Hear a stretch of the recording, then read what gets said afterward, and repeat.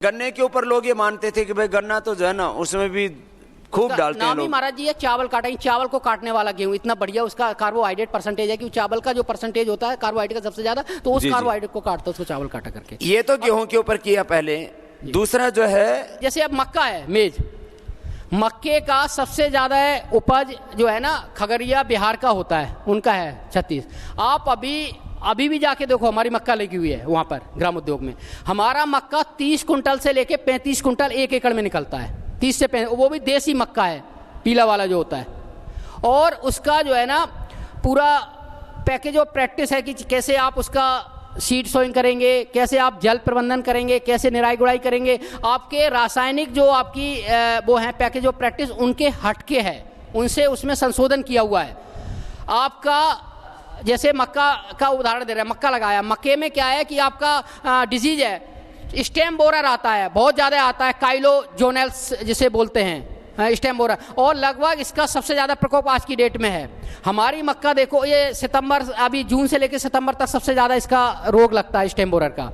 हमारी मक्के में महाराज श्री पूरे खेत में अगर जैसे 30,000 प्लांट हैं तो 30,000 प्लांट में 2 या 3 पौधों में ही स्टेम बोरर आपको दिखेगा। और वो भी जब हम अपना स्प्रे करते हैं निम्बादी जो हमारा कीटरक्षक है तो वो भी पूरी तरह कंट्रोल कर ले जाते हैं हम। स्टेम बोरर का कोई रासायनिक आप चाहे जितना जहर आप डाल देना उसे, चाहे आप कापर ऑक्सीक्लोराइड डाल देना, स्टेप्टोसाइक्लिन डाल देना, वो स्टेम बोरर जाता नहीं है। और हमने पूरा उसको 100% तक कंट्रोल करके देखा है। इसी तरह मक्के का और भी जैसे कीट आते हैं, जैसे सैनिक कीट आते हैं मक्के में, और भी कई प्रकार के जो हानिकारक कीट है, तो पूरा उसका पैकेज ऑफ प्रैक्टिस कर रखा हम लोगों ने तैयार कि कब आपको कितने समय पे क्या करना है, और उसके अनुसार ईल्ड आती है। अब 30 से 35 कुंटल की ईल्ड 1 एकड़ में बहुत बड़ी ईल्ड है, और वो भी तब है जब आपका लागत मूल बहुत कम है।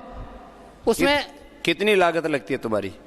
हमारी जो लागत है महाराज जी वो 5 से 6 हज़ार रुपए के बीच में रहती है, और बाकी जो रासायनिक वो करते हैं उनकी लागत 15 से 20 हज़ार तक पहुंचती है। ज़्यादा ही होती, मैं कम लेके चलता हूं हर पैरामीटर को आपको कम लेके, क्योंकि वो कई लोग क्वेश्चन मार्क कहते हैं मैं तो 15,000 में कर ले जाता हूं 20, क्योंकि हम खुद कर लेते हैं गुड़ाई, हम खुद स्प्रे कर लेते हैं। अगर उसका पूरा मार्केट वैल्यू लगाओगे तो ये तो 30,000 के ऊपर 1 एकड़ में पहुँचती है मक्के की उसकी। अगर नहीं, फिर पैदावार कितनी होती है? जो उनकी पैदावार होती है 18 से 20 कुंटल की आ रही है। 20 कुंटल से ज़्यादा मक्का खगड़िया को छोड़ दिया जाए, यहाँ जो नॉर्मल है हमारे क्षेत्र में। देखो एक बात और है, आप जैसे हम गेहूं कर रहे हैं, अब आप उदाहरण पंजाब की मिट्टी का लोगे, हमारी सॉइल आपकी जो जहाँ पे आप उदाहरण दे रहे हैं, आप खगड़िया जहाँ बिहार है उनकी सॉइल देखो स्ट्रक्चर तो उनकी बहुत रिच है, वो काफ़ी। हमारी यहाँ जो पूरा ये जो क्षेत्र है हरिद्वार, हमने तो उस पर काम, ये रेतीली मिट्टी है इधर, जैसे गंगा का ढांग होता है ना, इस तरह की कमजोर मिट्टी में। तो हम कहते हैं कि हमारे डाटा आप यहाँ से कंपेयर करो, हरिद्वार से करो। यहाँ पे जो सबसे ज़्यादा किसान हरिद्वार का जिसे पुरस्कार मिलता है उत्तराखंड सरकार द्वारा, उसकी ईल्ड आप देख लो। उसकी ईल्ड मक्के की जो है ना 20-22 कुंटल तक आती है मुश्किल से, वो हमारी 31 से 36 कुंटल तक का आंकड़ा है, फ्लक्चुएट होती रहती है टाइम टू टाइम। अभी मक्का हमने सर्दियों में ली थी, महाराष्ट्री आपने देखा था वो सर्दियों में मक्के का एक्सपेरिमेंट जो किया हुआ था हमने। उस समय हमारी एक भुट्टे की कीमत उस समय 25-25 रुपए भुट्टा बिक रहा था उस समय, फरवरी और जनवरी में। उस समय मक्का हमने तैयार किया था अपना बिल्कुल ऑर्गेनिक जैविक कुदरती खेती की पैकेज ऑफ प्रैक्टिस के अनुसार। तो हम लोग जो काम कर रहे हैं वो किसानों के लिए कर रहे हैं कि आजकल जो उनकी स्थिति है उसको आदरणीय गुरुजी पूज्य महाराज श्री का जैसा सपनों का भारत का जैसे उनका विचार है, सपने, उनको जीवंत करने के लिए काम करते हैं हम लोग। और वो तब हो पाएगा जब प्रैक्टिकली आप किसानों के मदद कर पाएंगे, और वही काम पतंजलि ग्राम उद्योग कर रहा है उधर से। गन्ने का कैसे किया? गन्ने का है, गन्ने का महाराष्ट्री जो है ना, जो लोग लगाते हैं ना, एक तो वही है कि अब बैठे ये जो है बीज बुआई से शुरू कर दो। अब ये जब बीज बुआई करते हैं ना तो 3-3 आँख का गन्ना का वो लगाते हैं बीज, 3 आँख का लगाएंगे, बीज भी ज़्यादा लगेगा उसका। हम सिर्फ 1 आँख का गन्ना लगाते हैं जिसमें 1 आँख हो, और पूरा परसेंटेज उसका जमने का होता है, उसका बीज शोधन करते हैं हम। बीज शोधन जो है गौमूत्र, चूना और राख के साथ करते हैं पूरा, उसको जो है ना 3 से 4 घंटे तक हम उसको भिंगाते हैं। और 1 एकड़ में जो हमारी ईल्ड आई है, पहले तो हमारी भी स्टार्टिंग में तो बहुत कम थी, 2003-04 में देखा जाए तो गन्ना उसमें तो मुश्किल से हमारा 100 कुंटल भी नहीं निकलता था। आज गन्ना जो है महाराज जी वो 435 से 440 कुंटल 1 एकड़ में निकल रहा है, 435 से 440 1 एकड़ में। और वहाँ जहाँ की औसत जो किसान है उनका 250 से ज़्यादा निकल ही नहीं पा रहा है। इधर की जो मिट्टी है उसमें 250 टन से ज़्यादा गन्ना, कितना यूरिया डीएपी कुछ भी डाल लो, इतनी कमज़ोर मिट्टी में उसको 3-4 साल तो लग गए उसको अच्छा करने में। पहले तो गन्ना जो है यहाँ इस मिट्टी में बहुत कम होता था, अब उसमें 400 क्विंटल से ज़्यादा गन्ना होने लग गया है। और वो जो है आप खुद भी जाकर के देखेंगे तो चारों तरफ अब तो आस पड़ोस के खेतों की मिट्टी में और उस मिट्टी में अंतर ही हो गया, क्योंकि लगातार उसमें ये अपनी खाद और ये सब डाल करके, क्योंकि जो गोबर वाला खाद है इसका असर 2-3 साल तक रहता है, यूरिया वाला असर तो आपका तुरंत खत्म हो जाता है एक फसल के बाद ही। महाराष्ट्र हरिद्वार के जो किसान है वो पायरेला कीट से गन्ने में बहुत परेशान है। पायरेला हुआ, अगोला सूट भेदक टीक हुआ एक, और हमने अपनी कुदरती खेती में आप जाएंगे ना, हमारे यहाँ काली तितली मिलेगी आपको हमारे खेतों में, और काली तितली के अंडे ही महाराज जी पायरेला के कीट को जो है 100% रोक देते हैं पूरा। हमें बहुत स्प्रे करने के, उसके बाद हम अपना जो राख होता है नीम की लकड़ी की, उसको नीम की लकड़ी की राख उसका हम स्प्रे कर देते हैं। तो पायरेला जो सबसे ज़्यादा यहाँ पर आता पूरे क्षेत्र में, उससे 100% जो है निजात मिल जाती है। इसी तरह जो अगोला सूट भेदक होता है, अब वो जो है यहाँ पे बहुत ज़्यादा होता है, वो गन्ने का जो है ना सारा गन्ना खराब कर देता है, खोखला कर देता है। मुजफ्फरनगर, मेरठ, बड़ौद के किसान महाराष्ट्री आते हैं और वो जब ये हमारे प्रयोग करते हैं इनको तो इतने 100% खुश होके जाते हैं पूरा उसमें, क्योंकि वो वहाँ पे बहुत ज़्यादा इनकी रोग मतलब जो है ताकत है डिजीज़ की, रोग की। तो इस प्रकार जो है अब आप लोगों को ये तो अब एक एक फसल की प्रैक्टिस बताने लगेगा तो 2 दिन लग जाएंगे आपको। जो आपकी मोटी मोटी फसलें हैं, सब्जियां हैं, सब्जियों में किस किस पर ज़्यादा की है? सब्जियों पे सभी पे है। अभी जो है इस समय सीजन की चले से भिंडी है, भिंडी का बीज पतंजलि ग्राम उद्योग ने अपना पतंजलि करिश्मा करके हमने अपना तैयार किया महाराष्ट्री। वो भी जो है ना 7-8 साल हो गए, हमने जो है वो एक रघुवंशी जी है ना बनारस से, उनसे वो बीज थोड़ा लिया हुआ था, देसी बीज था। आज उसकी जो ईल्ड है वो 20 से लेके 25 कुंटल 1 एकड़ में निकल रही है। और 20 से 25 निकलने के बाद भी हम तो जल्दी उसको हार्वेस्ट कर लेते कि दूसरी फसल लगाने पड़ती है, और रोके रहे तो उसको और भी उसका वो हो जाता है। और वो भिंडी का टेस्ट, स्वाद, हम मतलब क्या ना, बहुत से लोग क्या भिंडी को ईल्ड क्या करते हैं, बहुत लंबी हो जाए उस समय तोड़ते हैं, फिर वजन करते हैं। हम तो जैसे ही उसकी खाने लायक होती, टेस्ट होता, उसी समय उसको तोड़ लेते लोग। तो इसलिए जो है ना वो लगभग जो है 20 से 24 कुंटल 1 एकड़ में भिंडी है। जैसे करेला है, करेला का हमारा जो है ना इस समय 80 कुंटल 1 एकड़ में निकला है। करेला का बीज इतना बढ़िया है, पूरे भारत में बहुत ही कम जगह वो बीज मिलेगा। हमारा से इतना बढ़िया करेला का बीज तैयार किया हुआ है, और बहुत ही मतलब उसका बीज ही देखोगे आप खुश हो जाओगे। करेला लगा हुआ इतना मतलब 80 कुंटल मतलब जो है इतना मतलब जो है बढ़िया करेला है, स्वाद है कि लोगों के करेला क्या ना आप केमिकल करते हैं करेला, उनका करेला जैसे ही बनना शुरू होता है तो एकदम अंदर से इतना ठोस हो जाता है, सॉलिड हो जाता है कि वो करेला जो उसकी क्वालिटी वो करेला की रहती नहीं है। करेला की क्वालिटी वो होनी चाहिए कि आपके पेड़ पे जो है ना उसका लाइफ साइकिल है कि 10 से 12 दिन तक को आपका शेप वो लेता रहे, और इसके बाद आप तोड़ा जाए तब भी 2-3 दिन बना रहे। वो करेला हम लोग प्रोड्यूस करते हैं और 80 से 85 कुंटल 1 एकड़ में निकाल चुके हैं महाराष्ट्र उसको। तो करेला 80 क्विंटल, भिंडी 20 से 24 क्विंटल। ये तो देखो पहले हमने जो प्रयोग किए, अभी हमने 8-10 तरह के ये जो है ना प्रयोग करने वाले आदमी बुलाए, 2 अलग अलग तरह की खेती करते थे। कोई कहता था ऐसे कर लो, कोई कहता था ऐसे। अभी हमने एक स्टैंडर्ड प्रैक्टिस तैयार कर ली। तो जो लोग नुकसान उठाते हैं ना शुरू में ये कुदरती खेती करने में, अब पतंजलि में हमने 10 साल में जो भी नुकसान उठाना था उठा लिया। अब जिस तरह से हम लोग जो एक स्टैंडर्ड प्रैक्टिस करते हैं, जैसे बार बार जो है हमारे राजेश जैन जी बोल रहे हैं कि पैकेज ऑफ प्रैक्टिस जो इस समय एक उसका जो स्टैंडर्डाइजेशन हो गया इसके अनुसार करेगा तो उसको फिर एक घाटा वाला सौदा नहीं उठाना पड़ेगा।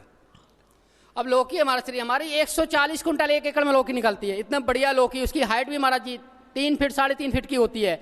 आप 1 एकड़ में 140 कुंटल की लौकी, बहुत बड़ी उपलब्धि होती है। अब उसका पूरा पैकेज ऑफ प्रैक्टिस अगर बताएं तो आपको रुचिकर भी लगेगा, इंटरेस्ट है, थोड़ा समय नहीं है महाराज जी। नहीं, लौकी का भी लौकी 140 क्विंटल था, लौकी 140 कुंटल।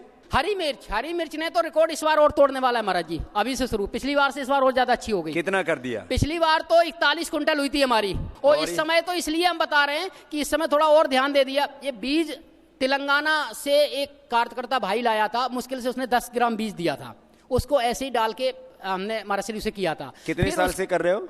उसमें हो गए महाराज जी 4 साल हो गए उसको। 4 साल पहले कार्यकर्ता 10 ग्राम बीज लेकर के आया था, अब हाँ कितना हो महाराज जी, गया? अब तो मेरे पास काफी हो गया। हमने इस बार 1 एकड़ में डाला है लगभग जो है 350 ग्राम मेरे पास रखा हुआ है। कम से कम वो 10-12 किलो बीज हमारे पास है अभी पूरा 10 से 12 किलो।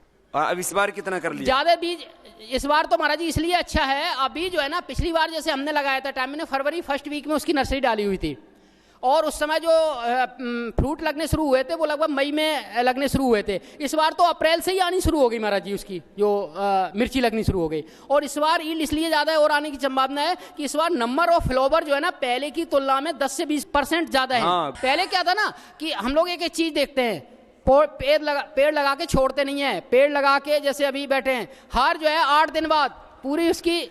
अभी मिर्च कब से आनी शुरू हो गई? महाराष्ट्री अप्रैल से शुरू कर दी थी, 23 अप्रैल से, और अभी तक जो हमारी टूट चुकी है वो लगभग जो है ना अभी पूरा निकाल के जो है 6 कुंटल के आसपास निकल चुकी है अभी हमारी। अभी तो ये लड़का सारी चीजों का डेटा रिकॉर्ड रखता है, ऐसे फालतू बात नहीं करता है, कभी कभी थोड़ा घबरा जाता है। ये पिछले साल 41 क्विंटल मिर्च किस महीने से किस महीने तक थी है तुम्हारी? वो महाराष्ट्री पिछली बार मई से लेके जो है ना सितंबर तक ली थी मैंने, मई से सितंबर तक 41 कुंटल। और कितने रुपए में बेची थी? लगभग महाराज जी हमारी जो है ना 2,49,420 रुपए की हुई थी, 60 रुपए के हिसाब से। इतनी तीखी मिर्च थी, बहुत डिमांड हो गई थी उसकी।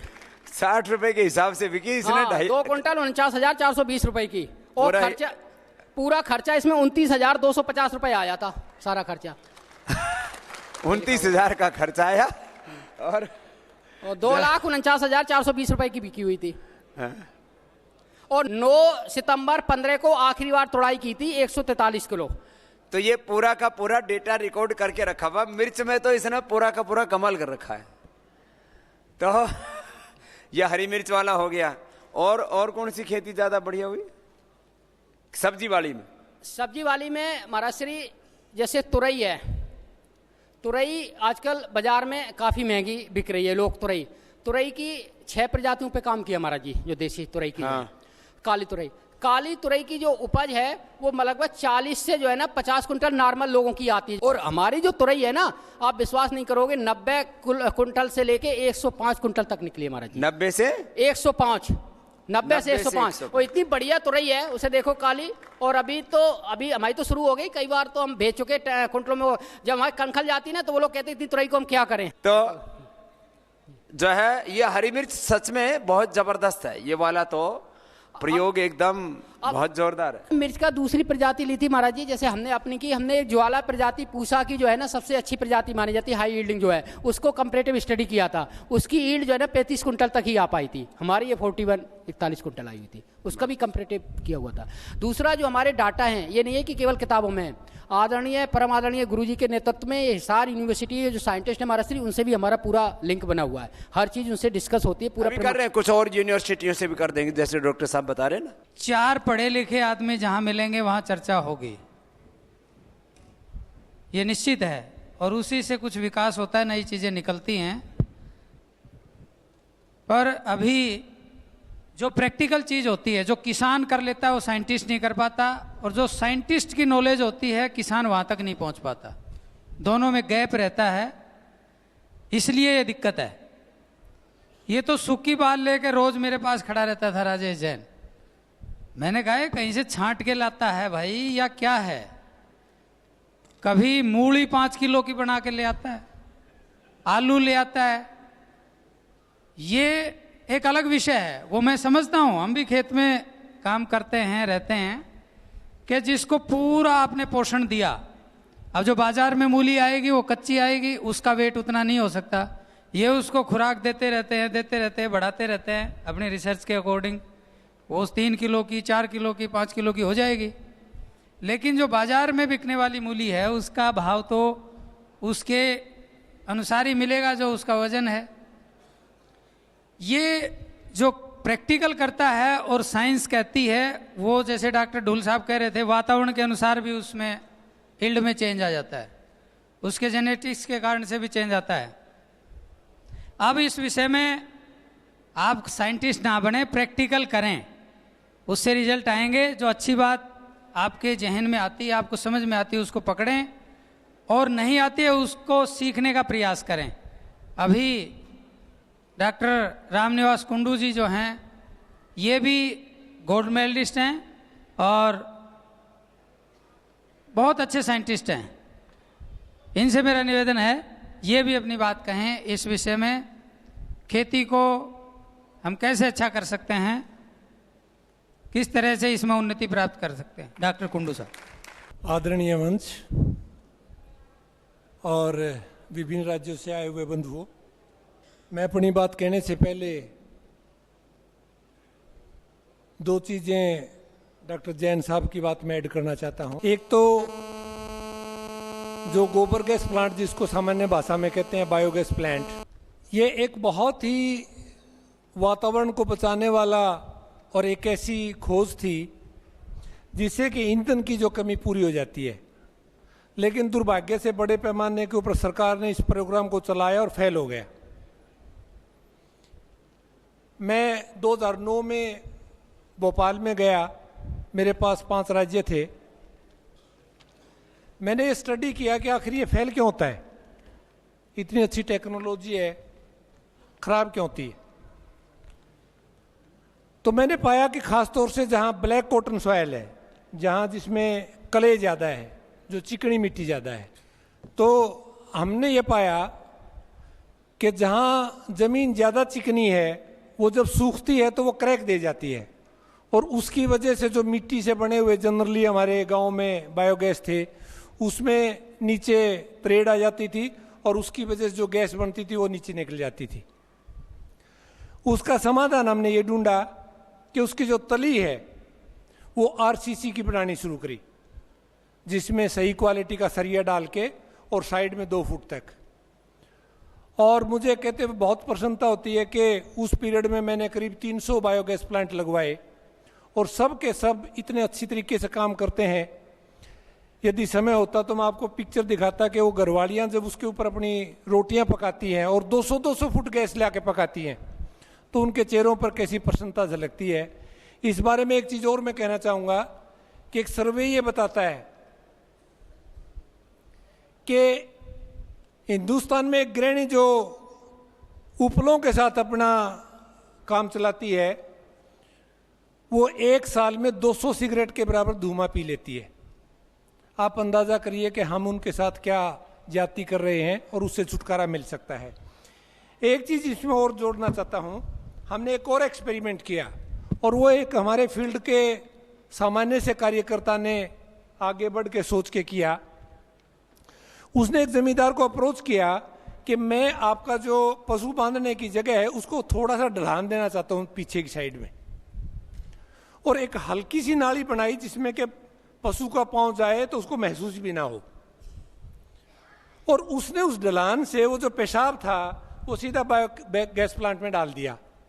जिन लोगों ने बायोगैस प्लांट देखे होंगे उसमें एक समस्या आती है कि सर्दी के दिनों में उसमें गैस कम बढ़नी शुरू हो जाती है, लेकिन ये छोटा सा बदलाव करके हमने पूरी सर्दी के अंदर पूरी गैस हर जगह देखी।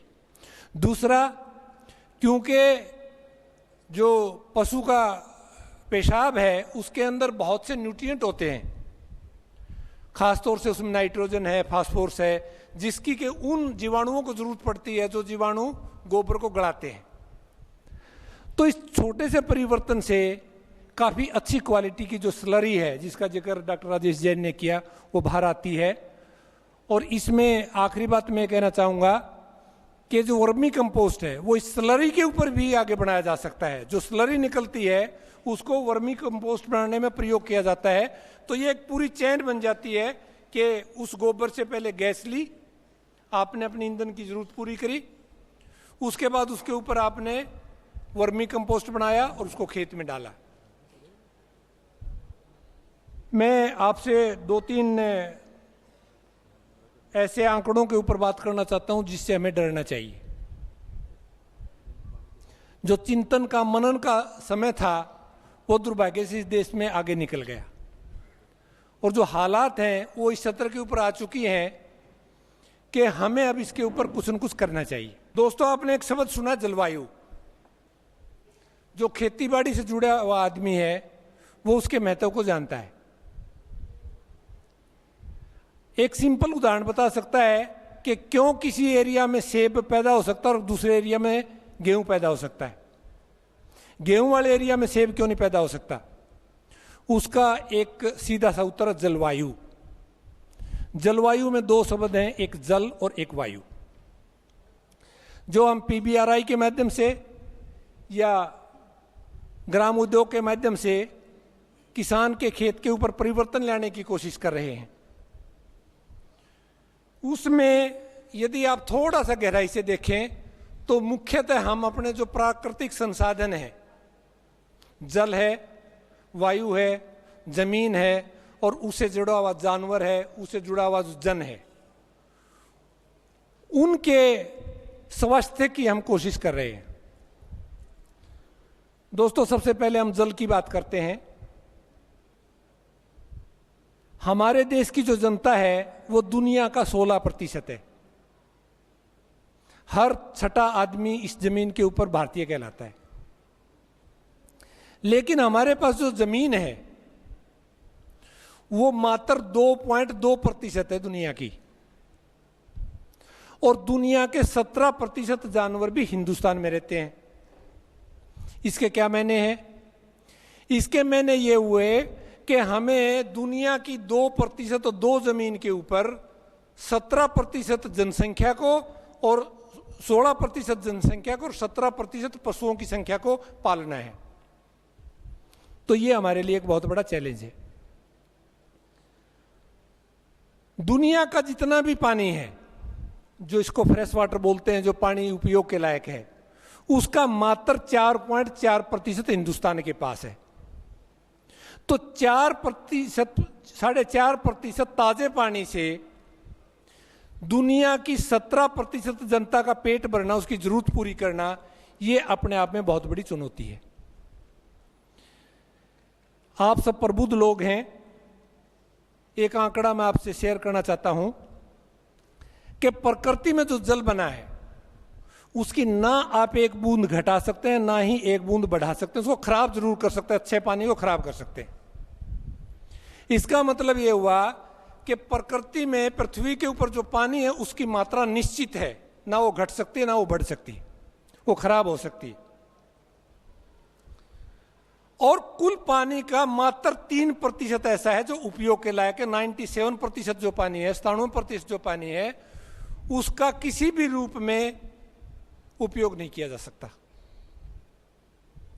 और वो जो 3% उपयोग के लायक पानी है, उसका मात्र 1% उपयोग के लिए उपलब्ध है। यानी जो कुछ करना है पशु के लिए, आदमी के लिए, खेती के लिए, उद्योग के लिए, उस 1% पानी में ही करना है। आज से 50 साल पहले दुनिया में एक इंसान के बाटे 5500 लीटर पानी आता था, जो कि इन 50 सालों में घट के 1850 लीटर के ऊपर आ गया। और वैज्ञानिकों की यह मान्यता है कि जो 1250 लीटर जिस दिन आ जाएगा, वो एक स्ट्रेस लाइन शुरू हो जाएगी, उसके ऊपर युद्ध शुरू हो जाएंगे। पानी का महत्व बताने की जरूरत नहीं है। अभी थोड़े दिन सूखा पड़ा तो हमारे खासतौर से महाराष्ट्र में तो मैं कई साल देखता रहा हूं क्या हालत हुई है। और जो 1% पानी उपलब्ध है आज हिंदुस्तान में, उसका 75% पानी खेतीबाड़ी में प्रयोग किया जाता है। 25% में आपका उद्योग भी आ गया और जो जनता और पशुओं के लिए प्रयोग किया जाता है वो भी आता। लेकिन जिस तेजी से जनसंख्या बढ़ रही है तो खेतीबाड़ी को वो 75% पानी नहीं मिलेगा, लगातार ये घटता चला जाएगा। और यदि हम खेतीबाड़ी को बढ़ाने की बात कर रहे हैं तो हमारे सामने सबसे बड़ी चुनौती ये है कि कैसे कम से कम पानी में ज्यादा से ज्यादा पैदावार करें। इसके बहुत से तकनीकी चीजें उपलब्ध हैं। ड्रिप इरिगेशन महाराष्ट्र के लोग तो बहुत जानते हैं, उनके बहुत यहां होता है। स्प्रिंकलर सिस्टम हरियाणा के जो खासतौर से ड्राई लैंड के महेंद्रगढ़ साइड के लोग हैं वो जानते हैं। जितना पानी आज हम खेतीबाड़ी में प्रयोग कर रहे हैं उसके इस तरह की तकनीकी अपना के 1/3 पानी में इसे दूनी पैदावार हम ले सकते हैं। इसका मतलब जो जल का संकट निरंतर बढ़ रहा है, खेती के लिए भी, आदमी के लिए भी, उद्योग के लिए भी, तो हम लोगों का यह फर्ज बनता है कि हम किसान के स्तर के ऊपर ऐसी तकनीकों का प्रचार करें, प्रसार करें, बढ़ाने में उनकी मदद करें, जिससे कम पानी में बेहतर खेती ली जा सके। इस बारे में मध्य प्रदेश में, खासतौर से उज्जैन एरिया में एक योजना है बलराम तालाब के नाम से, जिसका जिक्र भी अभी टीवी के ऊपर भी आया था। उसमें किसानों को यह प्रोत्साहित किया गया था कि आप खेत के एक हिस्से के अंदर पानी इकट्ठा कर लें। क्यों? कारण ये दोस्तों कि पूरे देश में मात्र 85 डैम है जिनमें पानी इकट्ठा हो सकता है, और उनके अंदर पूरा पानी यदि इकट्ठा हो जाए तो उसकी कुल क्षमता 15 अरब क्यूबिक मीटर है। और ये पानी जितना वर्षा के दिनों में इस देश को मिलता है उसका मात्र 7% पानी है। इसका मतलब ये हुआ कि पानी की कमी नहीं है, पानी तो प्रकृति दे रही है, लेकिन जब मिलता है तो बाढ़ जाता है, और हम उसको सहेज के रखने की जो कला है उसको बिल्कुल भूल गए हैं या उसके ऊपर काम नहीं कर रहे हैं।